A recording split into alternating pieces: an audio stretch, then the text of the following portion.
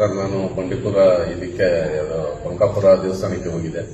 ದೇವಸ್ಥಾನದಿಂದ ಬರ್ಬೇಕಾದ್ರೆ ಮೋಜು ಮಸ್ತಿ ಮಾಡ್ಕೊಂಡು ನಾನು ಆನೆಗೆ ಸೆಲ್ಫಿ ತಗೊಂಡು ಫೋಟೋ ಹಾಕೋಣ ಅಂತ ಅಂದ್ಬಿಟ್ಟು ನಾನು ಹೋದೆ.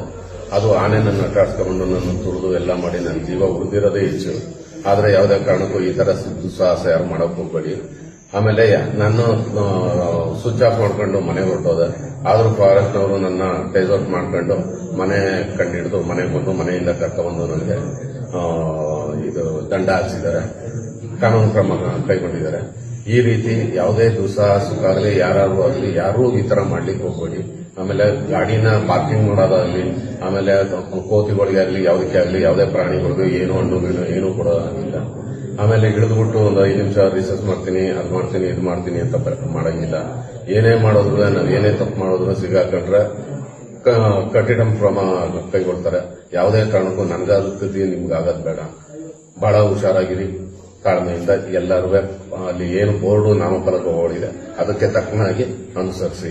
ಇಲ್ಲ ಅಂತಂದ್ರೆ ನನಗಾದ ಸ್ಥಿತಿನೇ ನಿಮ್ಗಾಗುತ್ತೆ.